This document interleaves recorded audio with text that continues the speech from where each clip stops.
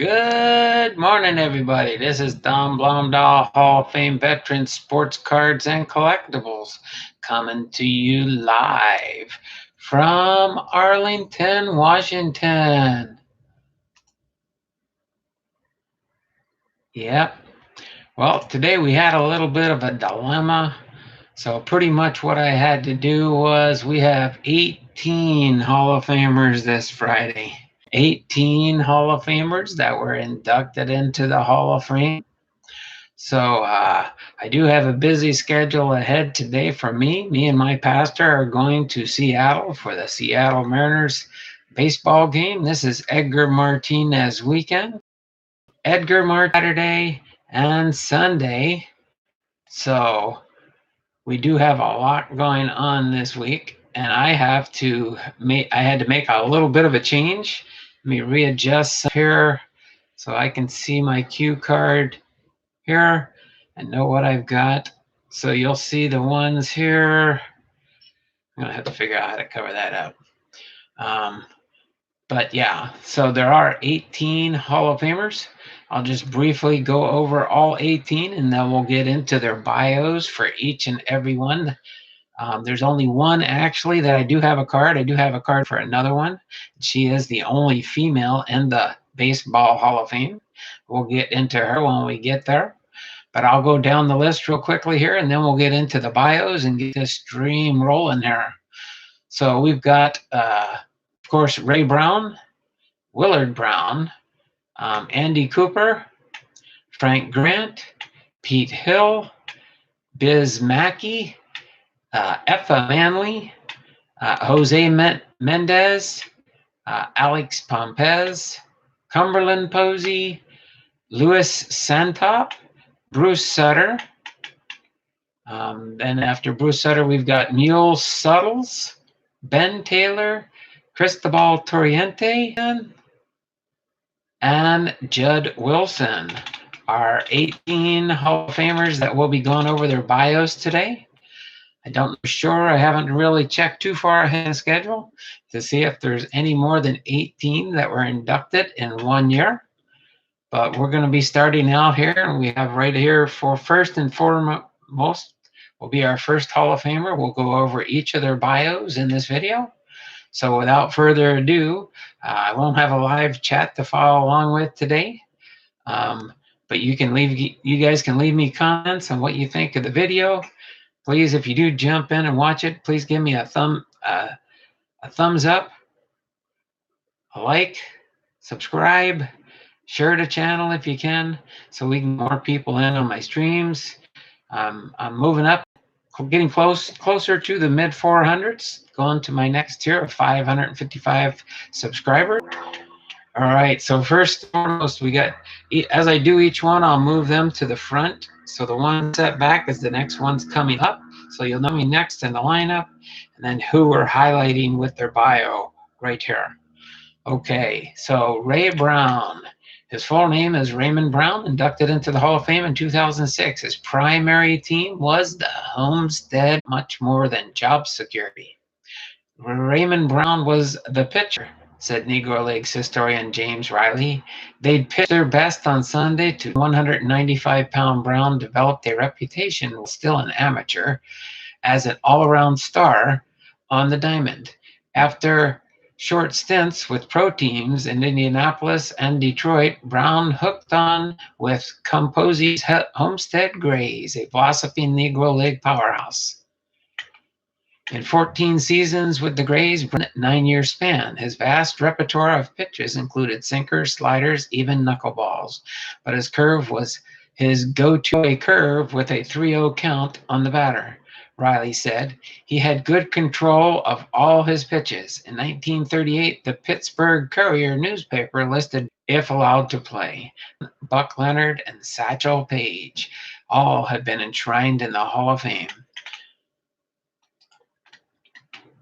Brown, who became Posey's son-in-law after marrying his daughter Ethel, threw a one-hitter in 1944 Negro League World Series, leading the Grays to the title, and pitched a perfect game in 1945. Brown also starred in Winter League play, posting an incredible 21-4 record with Santa Clara of the Cuban Winter League in 1936, while hitting .311 at the plate. He completed 23 of his 26 starts that season. In Negro League baseball, Brown appeared in 2 East-West All-Star games, compiled a 3-2 record in 7 Negro League World Series games, and finished his Negro League's career with a record of 105-44. Brown pitched in the Mexican League and the Canadian Provincial League before retiring following the 1953 season. Brown passed away on February 8, 1965, and he was elected into the Hall of Fame in 2006. So there we go, Raymond Brown, sometime better commonly known as Ray Brown, in the Negro Leagues from 1930 to 1948. So next on our docket here is our next Hall of Famer for today, and that is going to be Willard Brown. Willard Brown. Willard Jesse Brown, inducted into the Hall of Fame in 2006. His primary team was the Kansas City Monarchs, and he was an outfielder. His big league statistics: 21 games, a 179 batting average, tell the most incomplete story possible of a player who was Willard Brown. His Hall of Fame plaque, however, speaks volumes about the pioneer who was one of the Negro League's greatest power hitters. He was the most natural ball player I ever saw, the Negro League's legend Bucko. Port, Louisiana, Home Run Brown, named by future Hall of Famer Josh Gibson, became Ruth in the series, and the home run team won the series by 1 game. Torriente was a powerful, stocky center fielder who possessed all the traditional 5 tools: hitting for average and power, fielding, throwing, and running. Torriente came stateside in 1913 to play, appropriately enough, for the Cuban Stars. Also played several seasons in the teens for J.L. Wilkinson All-Nations team. He joined the Chicago American Giants in 1918, helping the team capture the first 3 Negro League pennants in 1920 through 22. He won the league batting title in 1920 and 1923. He joined the Kansas City Monarchs in 1926, and the next 2 seasons he spent with the Detroit Stars.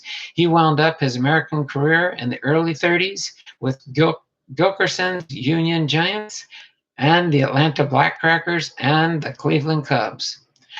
Like many players, Torriente had a parallel winter career in the Cuban Winter League. In 13 seasons in his homeland, he hit over 311 times, 2 batting titles. His teams won 6 Cuban championships in those 13 seasons.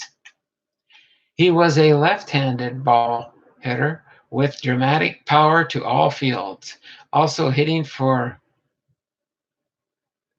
gaudy averages, often reported in the high 300s and low 400s. He was a quick and fast base runner who stole many bases. In center field, his speed seemed odd from such a stocky player, but he covered a lot of ground and had an accurate and powerful arm. He also was an occasional pitcher in Negro League, compiling 15 career wins against just a handful of losses. Looked at him, rejected him because his hair was too kinky. Regardless of his hair, he was an all-around great ball player.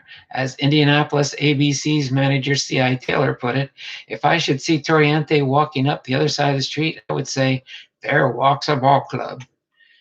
He was among 10 original inductees into the Cuban Baseball Hall of Fame in 1939 and was voted into the National Baseball Hall of Fame in 2006.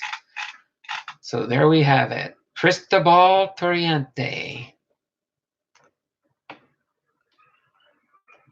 Come on. Next we have on our docket here, Sol White. Sol White. Sol White His full name is King Solomon White, inducted into the Hall of Fame in 2006. His primary team was the Philadelphia Giants, and he was an executive. Someday the bar. Saul White said that. Saul White was 78 years old, living in Harlem in 1947, when Jackie Robinson shattered the Major League color barrier. Who knows if White was in attendance at Ebbets Field that day, or maybe home listening to the radio.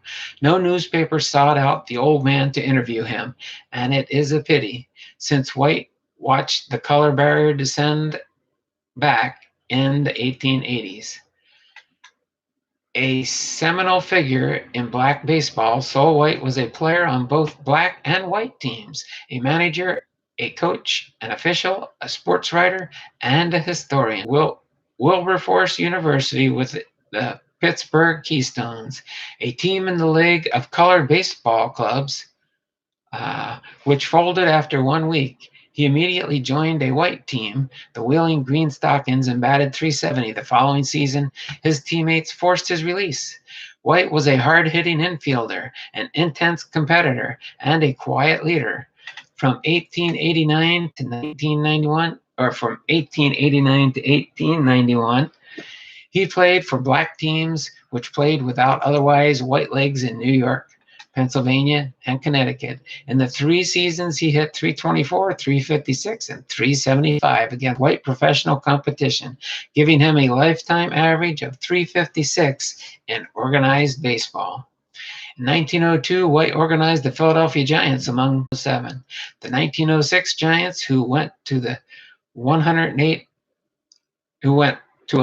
wins losses, made an offer to play either the National League pennant-winning Chicago Cubs or the World Series winning Whites, other colored championship teams in the pre-Negro leagues and pre-1920 era. White retired in 1912 but came back as a secondary, the Columbus Buckeyes, in the Negro National League in 1920. He left Columbus to manage the Cleveland Browns of the NL in 1924 and coached for the Newark Stars in 1926. Perhaps White's greatest contribution to baseball was as the author of the first book on American baseball, his History of Colored Baseball, published in 1907.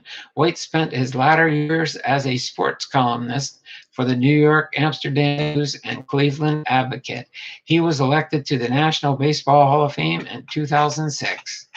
So there we have it.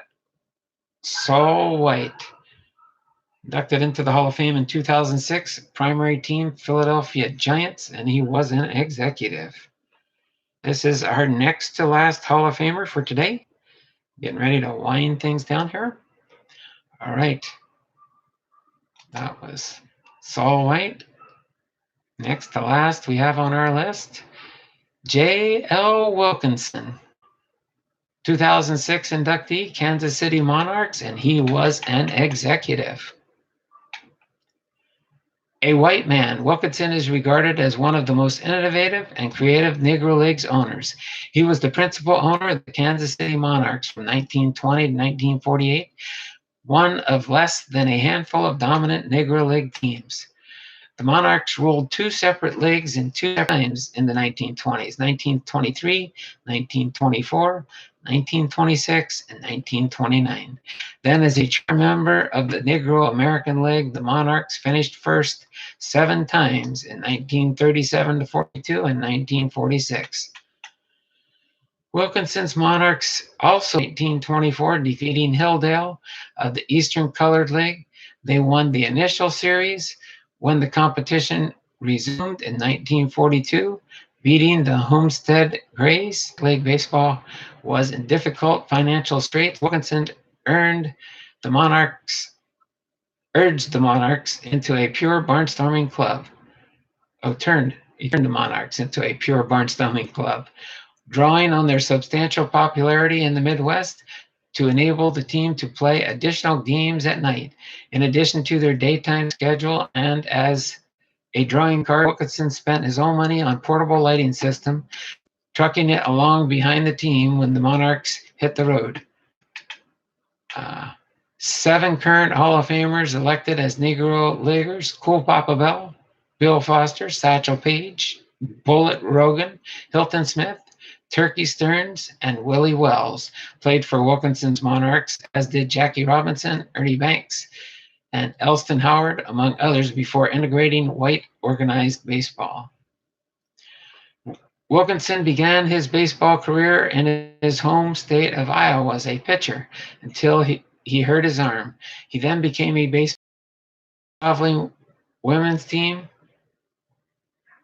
Black, white, and Indian American players, as well as members from Latin America and Asia, was a top barnstorming club until broken up by World War I's demands several of its players. Wilkinson, by then, had made the larger city of Kansas City his base and reorganized the team as the Monarchs after the war. So J.L. Wilkinson was our 17th and our 18th and final Hall of Famer for this Hall of Fame 2006 inductees is Judd Wilson. According to outfielder Ted Page, Wilson was among the best hitters he ever faced. Ernest Judson Wilson was known throughout the Negro Leagues as Boojum because of the sound his hits bouncing off the outfield walls. One article stated as he was probably the hardest hitter Negro baseball has ever seen. Ill-tempered and fearless, Wilson terrorized pitchers with his hitting and umpires with his nasty reputation for arguing almost every call. He was wide-shouldered and short-legged, standing only 5'8" tall and weighing 195 pounds, and batting left-handed. He played in both the American Negro Leagues and the Cuban Winter League, following a stint with the U.S. Army during World War I. From the early 1920s through the end of the World War II, Wilson starred for some of the greatest teams in all of black baseball, including the Baltimore Black Sox, Homestead Grays, Pittsburgh Crawfords, and the Philadelphia Stars. He regularly batted over 300 and is considered to be among the top 5 hitters for average in the Negro Leagues. His career for batting average is believed to be above 350 in the Negro Leagues and above 370 in the Winter Leagues.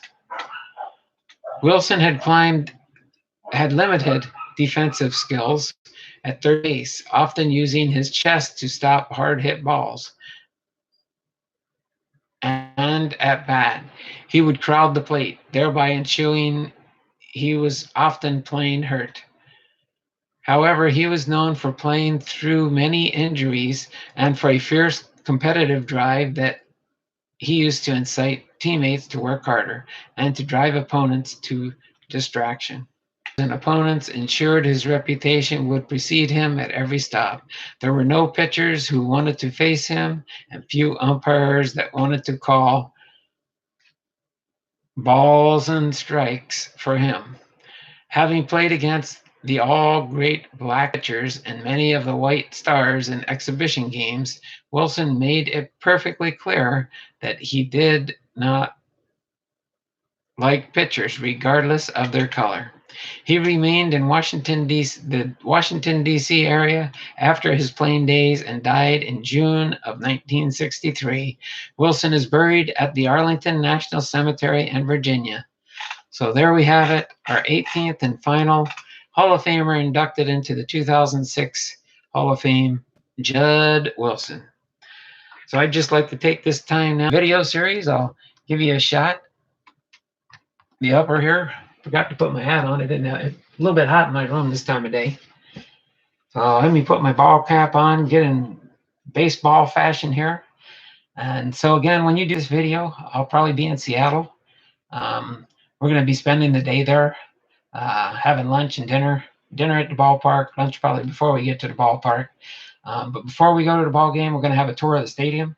I've got a tour of the stadium set up for me and my pastor. So we're going to go there and tour the stadium and see some of the things that fans don't normally get to see, which is kind of exciting and stuff. So we're going to do that, have a fun time there. I'll probably take some video of that, see if I can figure out how to get that loaded up. Maybe I'll get a few clips and then try and figure out if maybe my phone or device let me load it up. I might do it on my iPad. We'll see, or my iPad Mini. But yeah, so I'm going to do that. That's why this is pre-recorded. And Friday morning before I leave for Seattle, I'll be turning it from a private feed, a private live recording, and I'll put the public on there so that you guys can view it and enjoy it for your day. But again, this is Don Blomdahl, Hall of Fame veteran, sports cards and collectibles. Probably a little bit bright in here now because the sun's up more. I kind of closed the blinds a little bit earlier and stuff, but let me just swirl this right back down here so you'll have less blurriness maybe. So you can see these were our Hall of Famers we just went through. If you're just catching the end of the video, there was quite a few of them today, 18. So we are well over 1 hour, which I knew this would probably be, with having 18 Hall of Famers to go over their bios, but I appreciate it. Please do me a favor when you do jump in, just like, subscribe to my channel, share my channel if you can, and help me get some subs. Shout out my channel to your friends if you don't mind doing that when you're live or posting a video and stuff. But I just thank you for everything that you do for my channel and stuff, and I look forward to providing more for you. And hopefully you'll join me tomorrow morning on Saturday for Box Break Saturday. And we'll see what I'll do for my Box Break Saturday this week. So until then, once again, this is Don Blomdahl, Hall of Fame veteran, sports cards and collectibles, coming to you live with my Griffey hat on, both sides there, and it is signed. It's signed on the back. It's a signature cross stitch there or something. But have a great and wonderful day, and we'll see you tomorrow on the channels. All right, I'll see you as I check into different channels throughout the day or different times. So have a great, wonderful day, and we'll see you Saturday for Box Break Saturday.